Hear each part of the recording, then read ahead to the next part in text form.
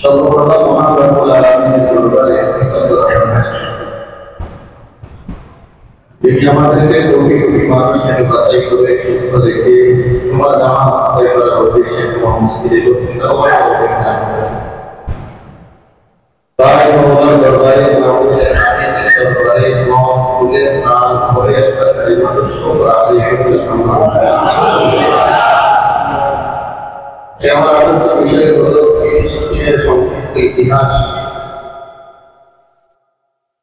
এবং ইসরায়েলের যে আগ্রাসন ফিলিস্তিনের উপর, এই পরিস্থিতিতে আমাদের কি করণীয়।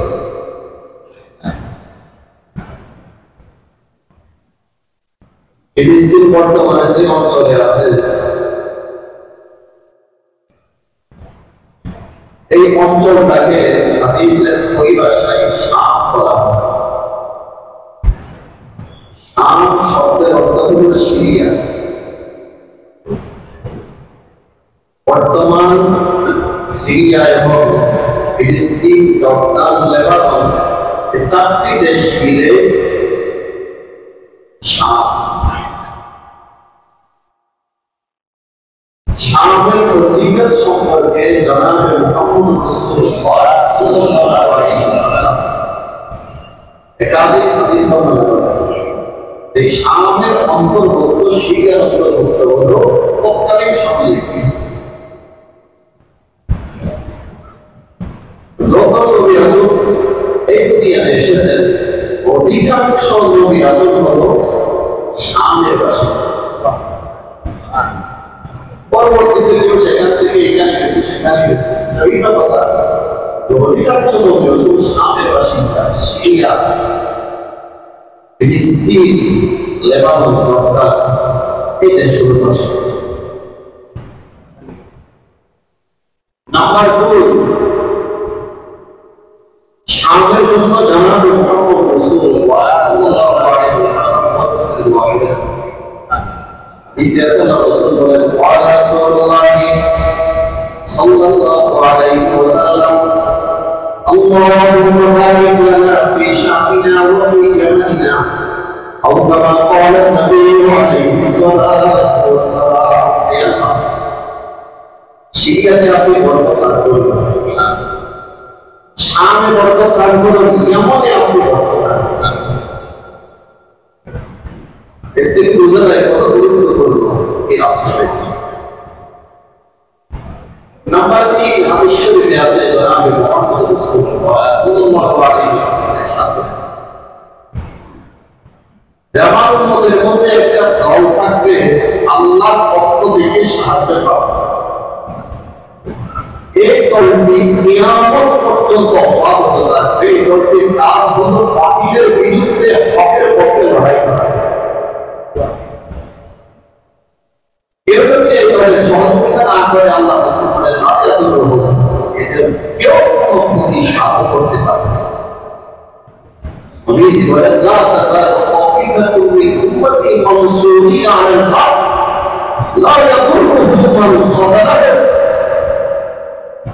হাত্তা তাকুম আস-সাআহ, আও কামা ক্বালা নবী আলাইহিস সালাতু ওয়াসসালাম। আমার উম্মতের মধ্যে আল্লাহর পক্ষ থেকে সাহায্য প্রাপ্ত একটা দল থাকে।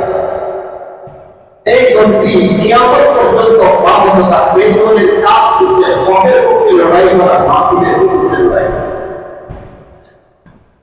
কেউ যদি তাদের সহযোগিতা না করে, তাদের কোনো ক্ষতি হবে, কেউ তাদের ক্ষতি করতে পারবে না। আল্লাহর পক্ষ থেকে সাহায্য প্রাপ্ত দলটি মিশকাত শরীফের ব্যাখ্যাকারী ইমাম তিরমিজি রাহমাতুল্লাহ আলাইহি বলেন, আত-তাইফাতুল মানসুরা মিন আহলি শাম আহরা। আল্লাহর পক্ষ থেকে সাহায্য প্রাপ্ত দলটি হলো সিরিয়ার বাসিন্দা। শামের বাসিন্দা হওয়াটা সবথেকে বেশি সুনিশ্চিত। সাহায্য প্রাপ্ত দলটি শামের বাসিন্দা হওয়া সবথেকে বেশি। সিরিয়ার বাসিন্দা হওয়া, এই সিরিয়ার মধ্যে ফিলিস্তিন। নাম্বার 4, হাদিস শরীফে আছে কিয়ামতের পূর্বে কিয়ামতের হাদরামত থেকে আগুন বের হবে। কিয়ামতের পূর্বে কিয়ামতের হাদরামত থেকে একটি আগুন বের হবে।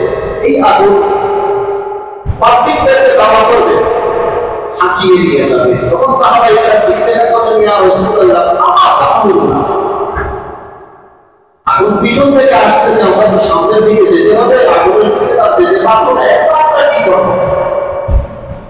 আগুন যদি আমাদেরকে দাওয়া করে আমরা কি করবো? তখন আল্লাহ রাসূল বলেন, আলাইকুম বিশাম, তোমরা শামে গিয়ে আশ্রয় নিও। এই শামের অন্তর্ভুক্ত হলো ফিলিস্তিন। আলাইকুম বিশাম। আরেক হাদিসে আছে জনাব মুহাম্মদ রাসূলুল্লাহ সাল্লাল্লাহু আলাইহি ওয়াসাল্লাম ইরশাদ করেছেন, ওয়া রাসূলুল্লাহ সাল্লাল্লাহু আলাইহি ওয়াসাল্লাম ইন্নাল মালাইকাতা রাব্বানি ফাসিকাতুন আজহাদাহা আলাশ শাম আও কামা ক্বালা নবী আলাইহিস সালাতু ওয়াসসালাম। আল্লাহ রাসূল বলেন, রহমতের ফেরেশতা, রহমানের ফেরেশতা, আল্লাহর ফেরেশতা টানা বিছিয়ে দেন শাম দেশের উপর বা সিরিয়া বাসিন্দাদের উপর, তাদেরকে কুফর থেকে বাঁচানোর জন্য, তাদেরকে ধ্বংস থেকে বাঁচানোর জন্য। প্রশ্ন থাকে, এরা যদি সাহায্য প্রাপ্ত হয় সিরিয়া বাসিন্দা, তাদের অবস্থা কেন গাজার অবস্থা? এই প্রশ্নের উত্তর হল, আল্লাহ তাআলা জালিমদেরকে ছাড় দেন, ছেড়ে দেন, সুযোগ দিয়েছে। এমন একটা সময় আসবে জালিমদেরকে আল্লাহ এমনভাবে পাকড়াও করবে, বিশ্বের মানচিত্র থেকে তাদেরকে নিশ্চিহ্ন করবে। আমরা সেই সময়ের অপেক্ষায় আছি।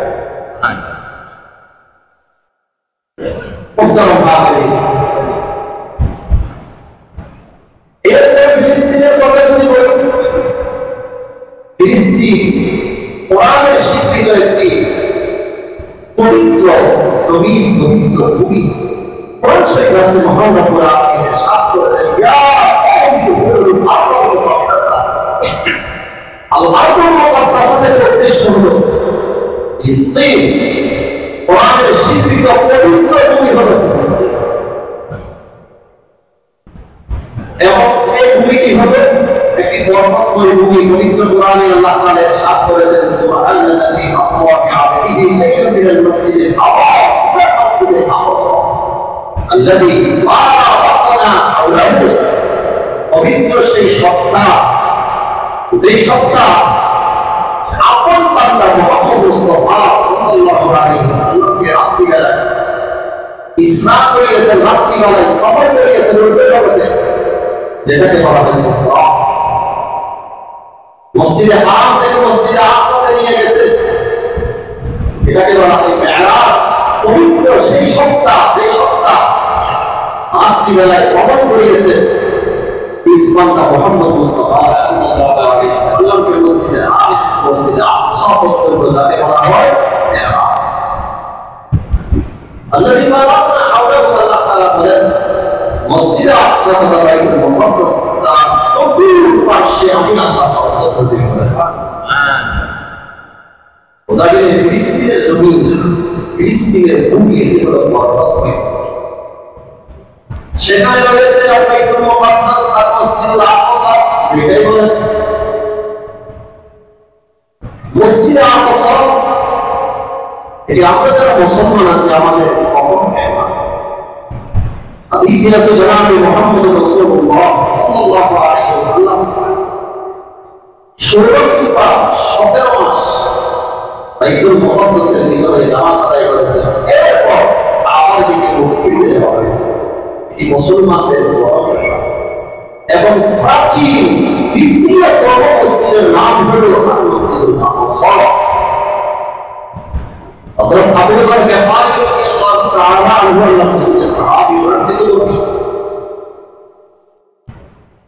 উনি আল্লাহর রাসূলের কাছে জিজ্ঞাসা করলেন, ইয়া রাসূলুল্লাহ, আল্লাহর জমিনে সর্বপ্রথম কোন মসজিদটি স্থাপিত করা হয়েছে?